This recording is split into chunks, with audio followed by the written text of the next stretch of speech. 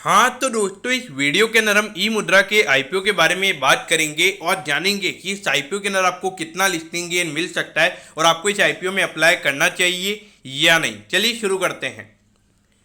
तो देखिए, सबसे पहले हम ये जानेंगे कि ये कंपनी क्या काम करती है। तो देखिए, ये जो कंपनी है इंडिया की सबसे बड़ी लाइसेंस सर्टिफाइंग अथॉरिटी ये कंपनी है और ये कंपनी अभी दो वर्टिकल्स में ये कंपनी काम करती है। सबसे पहला ये है कि ये डिजिटल ट्रस्ट सर्विसेज ये कंपनी प्रोवाइड करवाने का काम करती है। उसके अलावा जो एंटरप्राइज सॉल्यूशंस होते हैं वो भी ये कंपनी प्रोवाइड करवाती है।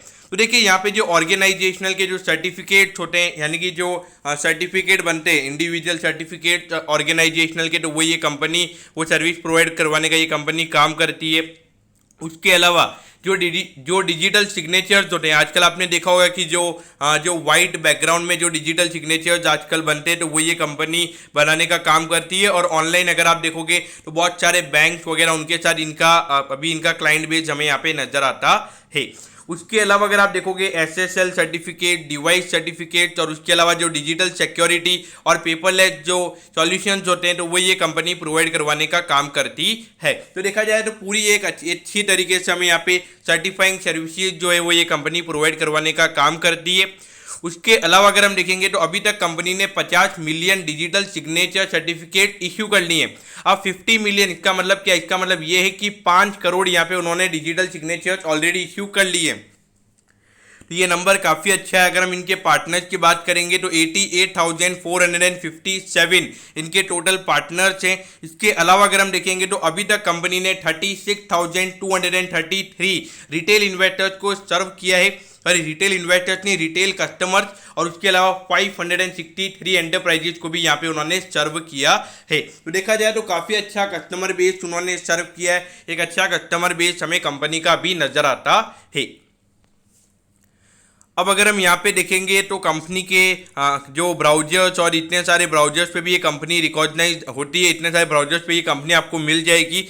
Microsoft, Mozilla, Apple and adobe, इतने सारे ब्राउजर्स पे आपको ये कंपनी नजर आएगी। और वहाँ पे जो डिजिटल आइडेंटिटीज होती है वो ये ब्राउजर्स अलाउ करते हैं ई मुद्रा को कि वो वहाँ पे अपनी सर्विसेज प्रोवाइड करवा सके। उसके अलावा अगर हम देखेंगे तो ये टॉप 10 बैंक के थ्रू भी ये यूज़ किया जाता है। 6 टॉप ऑटोमोटिव जो कंपनीज हैं वो भी ई मुद्रा को यूज़ करती है। उसके अलावा अगर हम देखेंगे जो 19 टॉप कंपनीज हैं, क्योंकि इंडिया की टॉप 500 रैंक कंपनीज में से एक है, तो वो भी यहाँ पे इनके प्रोडक्ट को यूज़ करते हैं। तो देखा जाए तो इनके बड़े बड़े कस्टमर्स है, तो मेरे ख्याल से वो थोड़ा सा नेगेटिव है, क्योंकि जब इतने बड़े कस्टमर्स होते हैं तो वहाँ पे मार्जिन आपके ज़्यादा नहीं होते, क्योंकि वहाँ पे इन बड़ी कंपनीज की बार्गेनिंग पावर काफ़ी ज़्यादा होती है और इन्हें कस्टमर लूज नहीं करना होता है, तो कम मार्जिन में इन्हें काम करना होता है।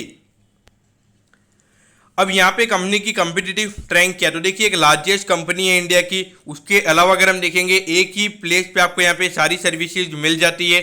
टेक्नोलॉजी पे यहाँ पे कंपनी का काफ़ी अच्छा फोकस है और इंटरनेशनल में जैसे टेक्नोलॉजी यूज़ की जा रही है वैसे ये कंपनी काम कर रही है। और इनका टेक्नोलॉजी बेस्ड इंफ्रास्ट्रक्चर है इनका, जो कि क्वालिटी को भी यहाँ पे अच्छे तरीके से प्रोवाइड करवाता है। उसके अलावा अगर हम देखेंगे तो इनका जो कस्टमर बेस है वो लगातार ग्रो हो रहा है और लगातार कंसिस्टेंट ग्रोथ यहाँ पे इनके कस्टमर बेस में देखने को मिल रही है।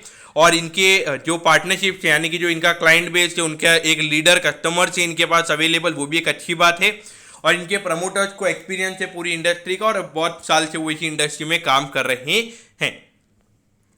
अब यहाँ पे ये कंपनी आईपीओ लेकर क्यों आ रही है? तो देखिए, अपना जो पार्टली उनकी जो बोरिंग्स है उसे यहाँ पे कंपनी पे करना चाहती है।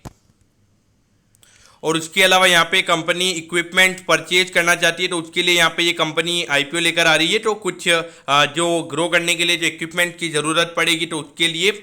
और उसके अलावा जो कंपनी का एक्सपेंडिचर है जो यहाँ पे प्रोडक्ट डेवलपमेंट के लिए यूज़ किया जाने वाला है, यानी कि जो प्रोडक्ट को और अच्छे तरीके से डेवलप करने के लिए यहाँ पे कंपनी पैसा यूज करने वाली है। उसके अलावा अगर हम देखेंगे तो जो ई मुद्रा का आईएनसी इनकम जो है उसके अंदर भी वहाँ पे कंपनी इन्वेस्ट करना चाहती है। तो देखा जाए तो पूरा मेजरली यहाँ पे आईपीओ प्रमोटर्स अपना स्टेक नहीं बेच रहे हैं, यहाँ पे कंपनी के ग्रोथ पॉइंट ऑफ व्यू से भी हमें यहाँ पे ये आईपीओ आता हुआ नजर आ रहा है। अब यहाँ पर अगर हम देखेंगे तो कंपनी के जो प्रमोटर्स है उनका नाम है Venkat Raman Srinivasan and Taro private limited, ये कंपनी के प्रमोटर्स हैं। और अगर हम कंपनी के भी टोटल एसेट की अगर हम बात करेंगे तो देखिए 2019 में टोटल एसेट का नंबर 119 करोड़ पे था और अब ये नंबर आ चुका है 254 करोड़ पे, यानी कि 2 से 2.5 साल के पीरियड में ये जो नंबर है मोर देन डबल से हमें यहाँ पे बढ़ता हुआ नजर आ रहा है।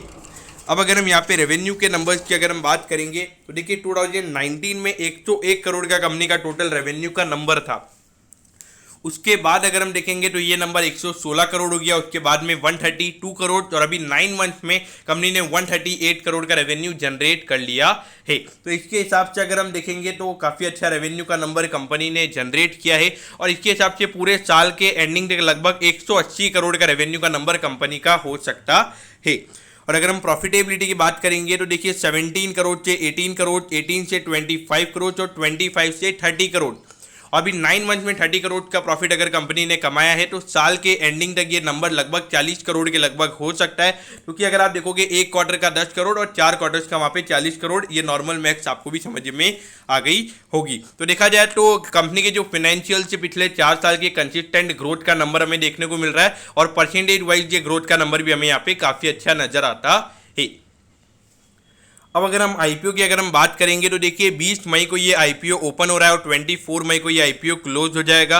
अगर आईपीओ के कट ऑफ प्राइस की बात करेंगे तो 256 का यहाँ पे कट ऑफ प्राइस है और 58 शेयर्स का यहाँ पे लॉट है। अगर इशू साइज की बात करेंगे 412 करोड़ का यहाँ पे इशू साइज है, 161 करोड़ का फ्रेश इशू, यानी कि ये पैसा कंपनी के पास जाने वाला है और ऑफर फॉर सेल यहाँ पे हमें 251 करोड़ का नजर आता है। तो ये प्रमोटर्स अपना स्टेक बेच रहे हैं और जो प्राइवेट इक्विटी फर्म है अपना स्टेक बेच रहे हैं, तो उसके पास ये पैसा जाने वाला है।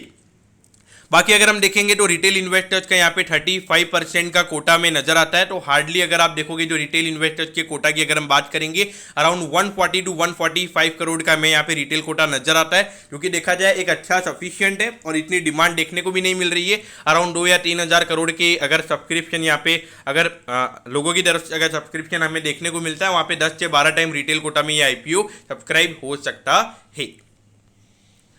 तो अब अगर हम देखेंगे तो 27 मई को आपको पता चल जाएगा कि आपको अलॉटमेंट मिला है या नहीं। 30 मई को आपको रिफंड मिल जाएगा अगर अलॉटमेंट नहीं मिलता है।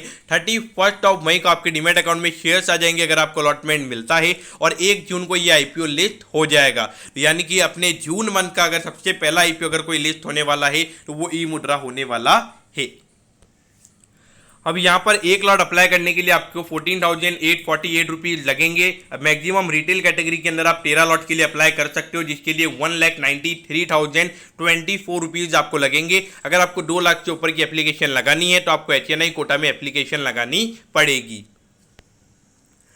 तो देखिए यहाँ पर अगर हम वैल्यूएशन पैरामीटर्स की अगर हम बात करेंगे तो देखिए 2.49 का ईपीएस कंपनी का पिछले साल था, लेकिन अगर हम अभी देखेंगे तो अराउंड 60% की ग्रोथ हमें यहाँ पे फॉरवर्ड के हिसाब से यहाँ पे देखने को मिल रही है। तो वहाँ पे अराउंड 3.98 का पी रेशियो कंपनी का पूरे साल के एंडिंग पे हो सकता है। और वहाँ पर अगर हम वैल्यूएशन के नंबर्स की अगर हम बात करेंगे तो अराउंड 65 का पी रेशियो इस कंपनी का हमें नजर आता है। और अगर हम इसको market cap point of view से अगर हम बात करेंगे तो लगभग 2600 करोड़ का मार्केट कैप इस कंपनी का लिस्टिंग पे हो सकता है। तो देखिए यहाँ पर देखा जाए तो 40 करोड़ की प्रॉफिटेबिलिटी पे 2600 करोड़ का मार्केट कैप, ये देखा जाए तो काफी ज्यादा है।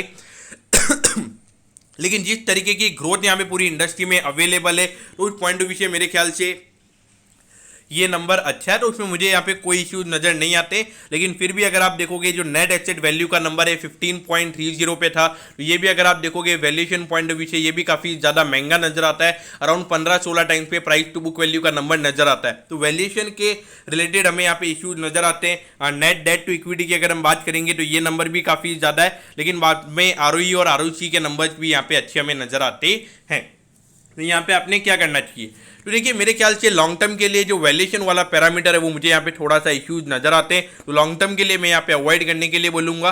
लेकिन अगर शॉर्ट टर्म की अगर हम बात करेंगे तो आईपीओ हार्डली 400 से 450 करोड़ का है और जिस तरीके की लिक्विडिटी मार्केट में अवेलेबल है मेरे ख्याल से शॉर्ट टर्म में लगभग 30 टू 40% के लिस्टिंग एन आपको इस आईपीओ में मिल सकते हैं। तो शॉर्ट टर्म के लिए listing an point of view से आपने अप्लाई करना चाहिए। बाकी लॉन्ग टर्म के लिए मेरे ख्याल से अवॉइड करना ही सही रहेगा। लॉन्ग टर्म यानी कि आप अप्लाई कर दीजिए, शॉर्ट टर्म में निकल जाइएगा, और लॉन्ग टर्म के लिए होल्ड करने में मुझे यहाँ पे सेंस नजर नहीं आता है।